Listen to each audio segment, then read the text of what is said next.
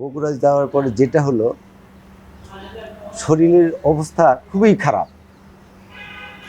তখন ইসলামী হাসপাতাল ছিল বগুড়ায়, ওখানে ওনারাও ভর্তিও নিচ্ছে না।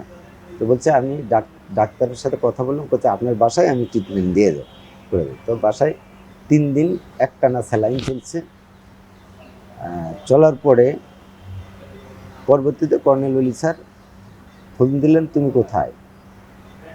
তাই আমি বললাম যে আমি স্যার বগুড়ায় আসছি, তো তোমাকে দ্রুত আসতে হবে। সেদিন ছিল 30 তারিখ। তা আমি 1 তারিখে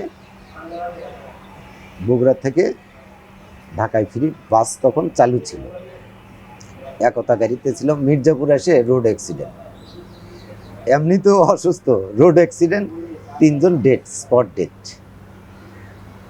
আমি জানলা দিয়ে, আমি তো পাতলা পাতলা মানুষ, জানলা দিয়ে বের হয়ে অন্য গাড়ি দিয়ে আজমেরি এই ধরনের একটা গাড়িতে উঠে আমি আসি। আসার পরে 4 তারিখে, 3 তারিখেও স্যার বিবৃতি দিলেন। 4 তারিখেও সবাইকে রাজপথে নামার, ছাত্রদের সাথে রাজপথে নামার নির্দেশনা দিলেন। সকল নেতাকর্মী আমরা তখন জোটবদ্ধভাবে রাস্তায় নামি এবং 5ই আগস্ট সকালে 10টার দিকে আমরা আবার প্রতিদিনের ন্যায় বিএনএস সেন্টার, উত্তরার যে বিএনএস সেন্টার আছে ওখানে যাই। ওখানে প্রায় 10টার দিকে আমরা প্রস্তুতি নিচ্ছি, মিছিল নিয়ে বের হব। সবাই ওখানে হাজার হাজার নেতাকর্মী, বিভিন্ন বিএনপি সহ জামাত, বিএনপি, ছাত্র শিবির, সাধারণ জনতা।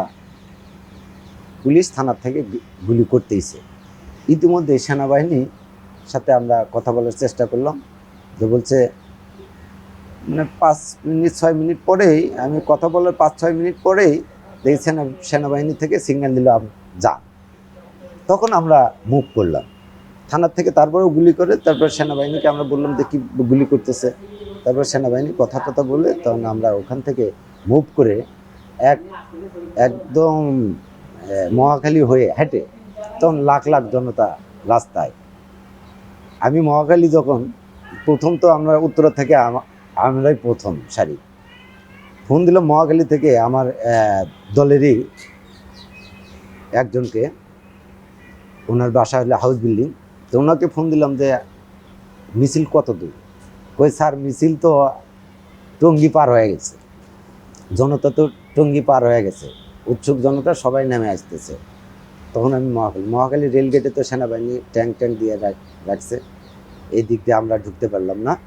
পরে হাতির ঝিল, 7 রাস্তা হয়ে হাতির ঝিল হয়ে, কারণ বাজার হয়ে, তারপর ফার্মগেট হয়ে আমরা গণভবনে অবস্থান নেই। গণভবনে যেতে যেতে আমার 2টা বাজছে, দুপুর 2টা হচ্ছে। ওখান থেকে আমরা যখন ওয়াকারুজ্জামান ঘোষণা দিলেন, তারপরে আমরা ওখান থেকে ব্যাক করি। তো ব্যাক করে আসার সময় আমি আবার ভাগ্যের চক্রান্তে একটা অটো রিক্সা পাইছিলাম। সেদিন তো এই উত্তরা লেন ফাঁকা, অটো রিক্সা পাইছি। ওই অটো রিক্সায় 300 টাকা ভাড়া দিয়ে চলে আসছি উত্তরা এসে এয়ারপোর্টে দেখলাম, এয়ারপোর্টটা পার হলাম, কিন্তু এপিবিএন থেকে তখন 3:30 বাজে, এপিবিএন থেকে তখন টিয়ার শেল না, শুধু গুলি, ব্যাপক গুলি চলছে। তখন আমি আর ছাত্র দলে একটা ছেলে নাম শিমুল, ও আর আমি ওই অটো রিক্সাতে ছিলাম। এর ইতিমধ্যে একটা মাছের ট্রাক আসে, তো মাছের ট্রাকে উঠলাম এয়ারপোর্টে যায়, যে আমরা হাউস বিল্ডিংয়ে যাব। তো মাছের ট্রাকওয়ালা ও ভয় পাচ্ছে ট্রাক নিয়ে যেতে, যেহেতু সরাসরি গুলি চলছে এপিবিএন থেকে। তো আমরা বললাম আল্লাহ ভরসা, তুমি টান দিবে, চোখ বন্ধ করে যা হইবে। আমরা ট্রাকের ভিতরে শুয়ে পড়লাম। এক টানে রাজলক্ষ্মী পর্যন্ত গেছি, তারপরে আর যাওয়া সম্ভব হয়নি। ওখান থেকে আমরা পিছন দিয়ে আজমপুর গেছি।